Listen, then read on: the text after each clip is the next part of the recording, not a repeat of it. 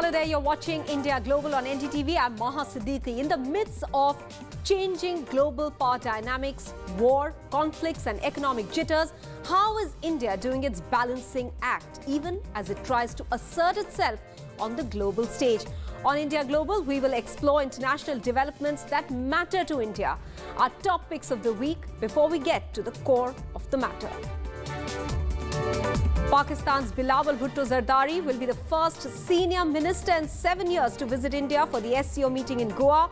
But will a bilateral meeting be possible on the back of the Jammu terror attack on Thursday? A subdued Eid in Pakistan as its economy continues to be in shambles. In less than a year, two of India's neighbours face economic catastrophe. What does it mean for regional stability? Ahead of Prime Minister Modi's state visit to America, the US Congress's India caucus to hold a summit on strengthening strategic and economic relationship.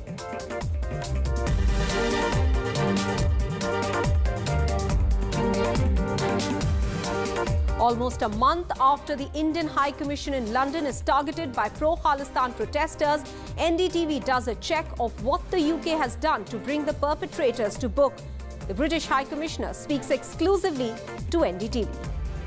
The security around the High Commission has increased. Now, the Indian High Commission in London is in a fantastic location. It's on one of the busiest streets of one of the busiest cities in the world, and it's right on the road. But there is an increased police presence there. Indians in Sudan seek evacuation as fighting rages on. India prepares contingency plan even as airport in Khartoum remains shut and movement risky.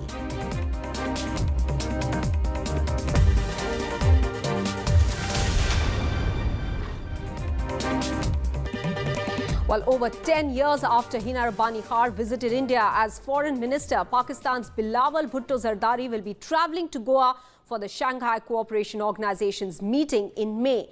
The last high-level visit to India was in 2016 by Sartaj Aziz for the Heart of Asia Summit in Amritsar. The gap in itself is evidence of the tumultuous relationship that the two sides have had in the intervening period. From the 2016 Uri terror attack to the Pulwama attack in 2019, India took a firm stand. Terror and talks will not happen together. So now, on the day of the announcement of the visit, a terror attack takes place in Jammu, a region in the Union Territory that had so far remained largely insulated from any major terror attack. India lost 5 Jawans in the attack in Bimbar Gali on Thursday. As Bilawal Bhutto now travels to India, all eyes are on whether a bilateral meeting is now even possible between the two sides, between S. Jaishankar and Bilawal. Here's what the MEA spokesperson said just before details of the Jammu terror attack had emerged.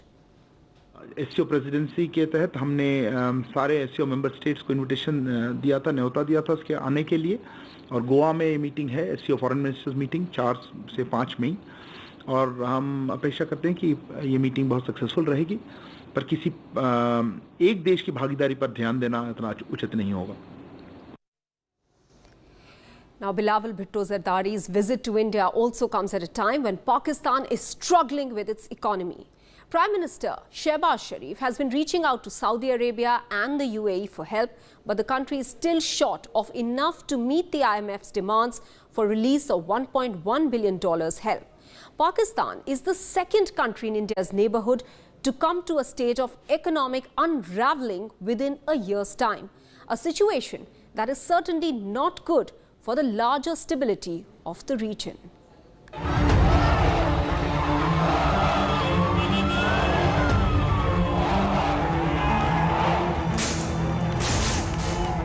Less than a year after India's maritime neighbour Sri Lanka was hit by protests on the back of a collapsing economy,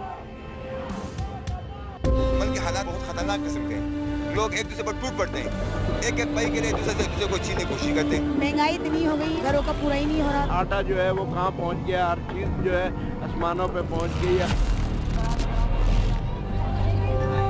now its western neighbour Pakistan's economic woes are reaching a head. The holy month of Ramzan has ended and it's time for Eid celebrations. but a very costly one for the Pakistanis.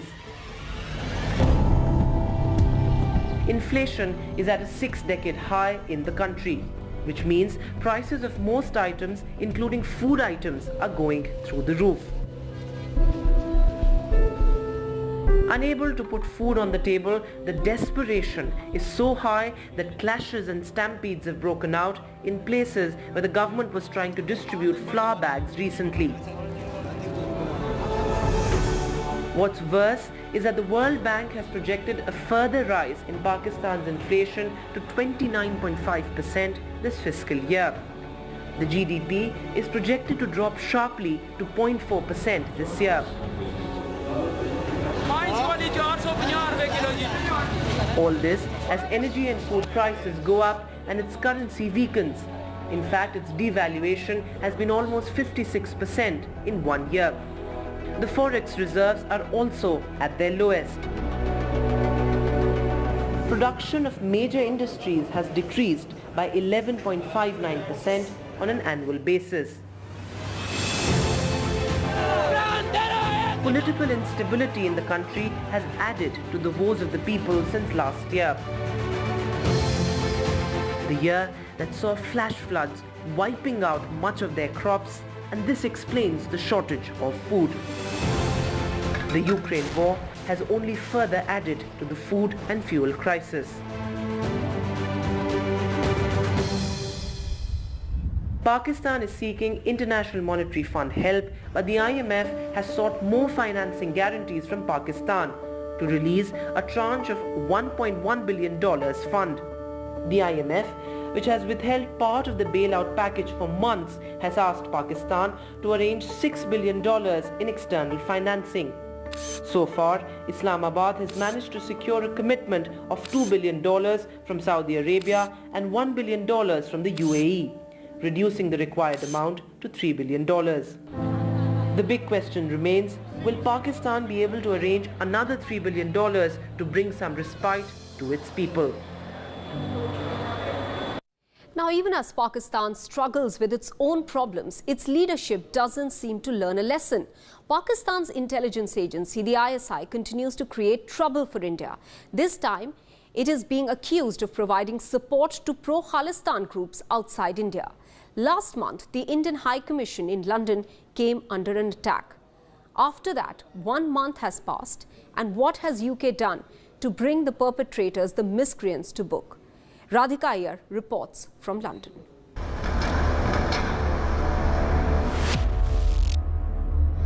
A sleepy Sunday afternoon in central London in March this year turned ugly and violent when protesters attacked the Indian High Commission building in central London.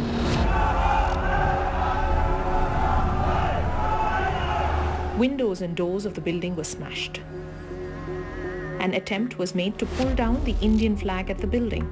This was hours after India launched a search for Amritpal Singh, leader of Waris Punjab De and radical preacher advocating a separate state. While he continues to be on the run, many of his aides were arrested. The attack on the Indian High Commission just here in central London caused a bit of a diplomatic row between UK and India. A senior UK diplomat based in New Delhi was summoned in New Delhi, perhaps to discuss the lack of security. More security was demanded just outside London's Indian embassy. Also, until more security was provided and more police presence was maintained here in central London, temporarily the UK diplomatic offices in New Delhi saw that security was actually pulled out in India. A month on, no one has been charged by the Metropolitan Police. The High Commission of India sources tell us that all CCTV footage, mobile footage of the masked men and the attackers has already been shared with the Metropolitan Police. 3 days later, a planned demonstration took place in London with full police security.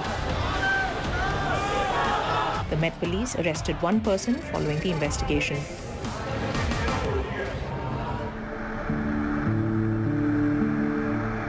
In London today, there is a quiet, but it feels uneasy. There are over 500,000 Sikhs in the UK, and every time a development took place in India, London became the epicenter for various demonstrations. Because there are different individuals, just as in India, different individuals with differing viewpoints, but given that concern, many individuals were out protesting, but I also condemned the unacceptable attack on the Indian High Commission. The overall sections of Sikh communities form at least 1% of Britain's population. The community members and sources within them say that the separatists form a very small bracket within the community, and the average age of these members is below the age of 40. While the UK has repeatedly said it is a democracy and cannot stop anyone from protesting, the questions that remain to be investigated are, whenever protests by separatists occur, why do they turn violent? Is there any terror organization funding these groups? Radhika Iyer in London, NDTV.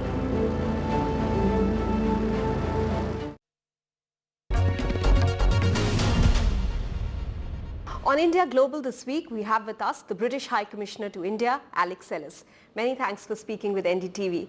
Let's start with the pro-Khalistan activists and the vandalism at the Indian High Commission in London. You condemned the act.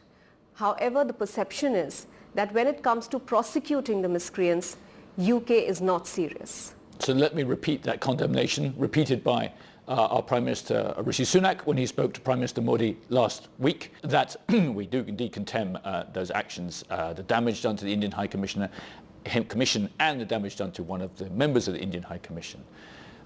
We have a range of tools for how we deal with extremism in the United Kingdom. To be clear, my country is a proudly diverse country. It's a country which has a Christian king. One of his first acts was to go to a Gurudwara. It has a Hindu Prime Minister, and it has a Muslim First Minister of Scotland. We do not tolerate extremism of any form in the United Kingdom. In the specific case of pro-Khalistani extremism, we have gained a great deal more understanding and capability as well about the issue of Khalistani extremism. We do that working with our Indian partners. We created, through our meeting between Prime Minister Boris Johnson and Prime Minister Modi, a joint extremism task force. That's met. That's looked at this issue. We have a dedicated team in our Interior Ministry, our Home Office, and we do act. The police are operationally independent, but they did arrest somebody at that incident on the 19th of March. The police then managed extremely well a much larger demonstration and other demonstrations all around the UK in the days after that. We have a range of tools for how you deal with extremism, and that can be anything from communication and tackling dis and misinformation, and importantly, for example, our politicians, when they were asked in Parliament about this, about the situation in the Punjab, were absolutely clear what the situation was, including on some of the misinformation about internet shutdowns. And we have a range of tools for further kinds of disruption of extremism.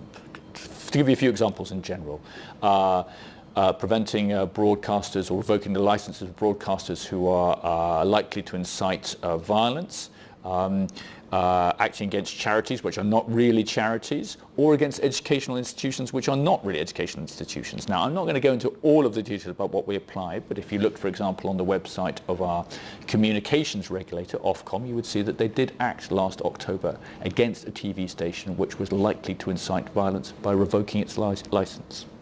This issue of Khalistan is one that has created friction between India and UK even in the past. Since 2019, since there was talk about referendum 2020 and there was a protest, a demonstration rather, that was supposed to be held in the UK. Do you feel that that friction has re-emerged now with the current incident that we're talking about? The UK, as I said, does not tolerate extremism of any sort and is a proudly diverse society in the ways that I've explained. There are many great things about the UK-India relationship, and one of them is the flow of people between the two countries. India tops almost every single visa category for British visas which we issue. I think number one for students, number one for visitors, number one for skilled workers. Now, you're going to get a huge flow of people. Most of that is great. Occasionally it's not great, and we have to act when it's not great, and we have to do that in cooperation. But in my view, we cannot allow individual acts to stop the enormous progress that we have been making between our two governments since our Prime Ministers met 2 years ago. This is an essential agenda for the UK and India, and also for the world, I think, whether that's on climate change, whether that's on defence, whether that's on trade and investment. And we have to make sure we stay the course and we keep going, that we manage the problems, because there will always be problems, but that we keep ourselves clear about what the goal is. So, since you mentioned trade, there was a report which was denied that India had paused the trade negotiations because of this issue. That report was denied by the Indian side, and I think the next date for the trade negotiations has also been fixed to end of this month. But how did that rumor come about? Was there anything that happened in the background really? Was this issue brought up during the trade negotiations? I think you're making exactly the point I want to make, that there will always be noise, there will occasionally be difficulties, but we have to stay the course, and the trade negotiations have indeed done that. We have, I think, our 8th round of trade negotiations will take place starting next week. We've got a long way down the negotiations. I think I can see a potential deal which would increase jobs and prosperity in both countries by increasing trade and increasing investment both ways. And with the political will and of course the hard pounding of negotiations, I think we can get there. And one of the things which Prime Minister Modi and Prime Minister Sunak talked about was exactly accelerating those trade negotiations, because they see the economic value of reaching an FTA, and that would be the broadest FTA which India has ever done, I think. And it would also send a strategic signal, because we have to put all of this in the context of a much more competitive, sharper world. We just reissued an update of our strategy document, our integrated review, and it gives you the sense of what challenges both India and the UK face, whether that's from geopolitical competition or indeed some issues like climate change. And we need things like the free trade deal in order both to create economic value but also to create strategic value for both countries. So the previous Prime Minister Boris Johnson had given a timeline for the FTA. Obviously, we've crossed that timeline. Is there a new timeline? I often give advice to people getting married to think less about the wedding and more about the marriage. So I think the important thing is to think about what we can get out of the right kind of FTA, and that is the most important thing rather than a particular date.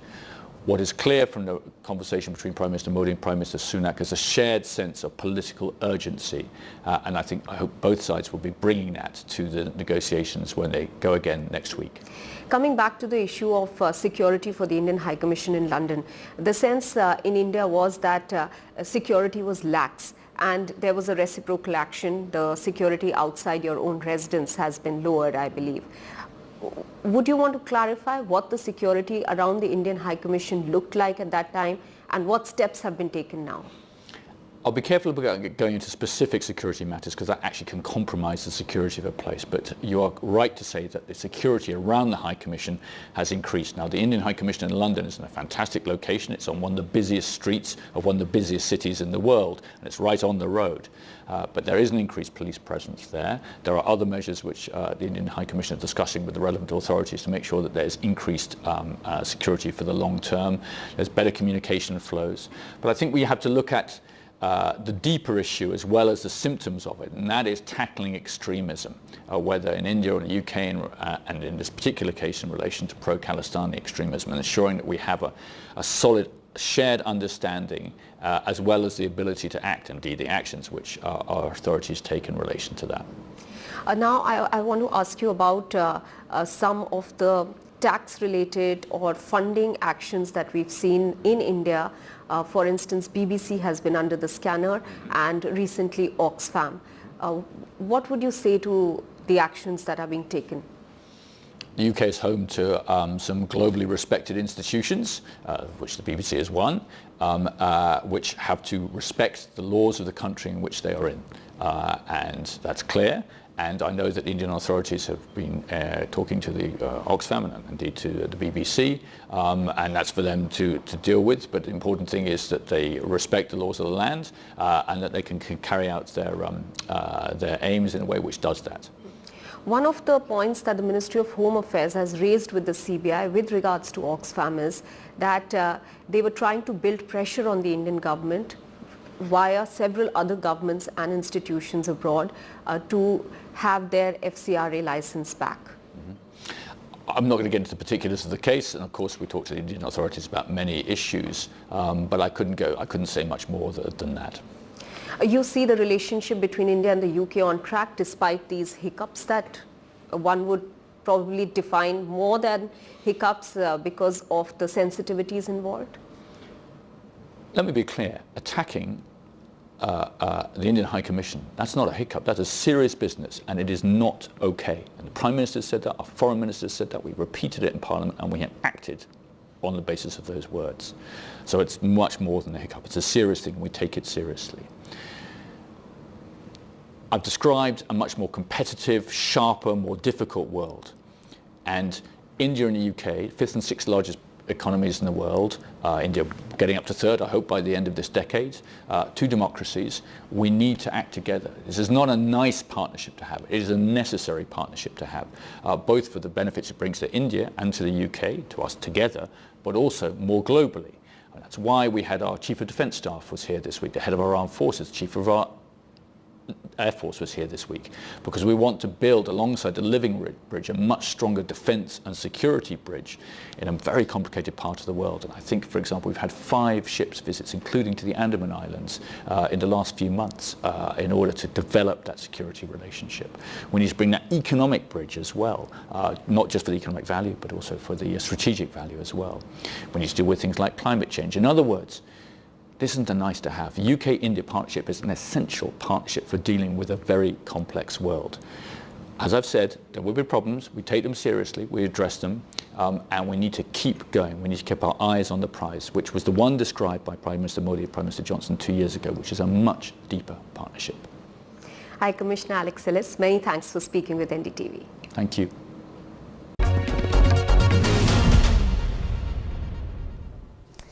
Let's now turn our attention to the Indians stranded in Sudan. There are approximately 3,000 Indians. Many of them are now seeking evacuation as fierce battles continue between the country's army and paramilitary, the RSF. Now let's give you a sense of the situation on the ground. First of all, the pictures that you see here currently, these are from around the airport in Khartoum. And remember, this is where the most intense and pitched battles are taking place between the paramilitary and the army. Intense fighting, and this entire area around the airport is very close to the diplomatic enclave as well, where we have the Indian High Commission too, and that is where a lot of fierce battle, intense fighting continues. Meanwhile, airport and several districts housing embassies are seeing violent clashes. India has asked its citizens to remain where they are as movement remains risky, and stranded Indians are seeking evacuation. They are running out of water. Sources have pointed out that they are in touch with both warring sides for ceasefire and humanitarian supplies. In fact, India has sought the help of Saudi Arabia and UAE for on-ground support, and also the UK and the US for pressing for a ceasefire. Now that brings us to our last story for this week, India-US relations. Top US lawmakers, diplomats and experts on Indo-US ties will be brainstorming on how to strengthen further the relations between the two strategic partners. Led by Indian-American Ro Khanna as co-chair of the India Caucus, a US-India summit will be held in the Capitol Hill on 26th of April. Ahead of the Prime Minister's state visit to the US, the meeting is important as it can give us a glimpse of what takeaways will the June visit of the Prime Minister throw up. The signal of the Modi-Biden meeting certainly will be, for one, that the relationship remains steady and the messaging is more for the future. But for more on this, let me bring in US-India Strategic Partnership Forum Chief, Dr. Mukesh Aghi. Many thanks for speaking with NDTV. What is this meeting exactly about? How is it going to further the relations between India and the US? Well, we see meetings taking place between the executive branch, for example, Prime Minister Modi meeting with President Biden, or we see meetings happening between the administration, Commerce Secretary Gina Raimondo coming to India, meeting with Piyush Goyal and other. What we are seeing is for the first time, after a long time, on the Hill, co-chair of the India Caucus on the House has organized a meeting which talks about US-India relationship. And Congressman Ro Khanna is taking the lead, looking at geopolitically, looking at economically, looking at immigration issues between the two countries. Well, talk about immigrations then, Dr. Aghe. Are we likely to see issues like H-1B visas, issues on trade being discussed as well? Well, I think, you do have all the right players, and I have to mention that India caucus is the largest caucus on the Hill. And so you will see very many congressmen coming, a lot of business people coming, a lot of policy experts coming, and we will be discussing multiple issues from H-1B visa issues to other immigration issues to geopolitics, trade, China +1 strategy, and focusing on as to what else we need to do to strengthen the relationship. And is this meeting then even more significant because it comes just about a month or so before the Prime Minister is set for his state visit to the US? Yeah, it is, because, so far in the last, I would say many years, we have not seen either on the Senate side or on the House side, the leadership on India caucus organizing an event such as this. And so you have to compliment Congressman Ro Khanna, who's the co-chair of the India caucus, to take the lead. And I hope that as we discuss and debate the open issues, we are able to come up with some, I would say, concrete answers and actions to take some of the issues forward itself.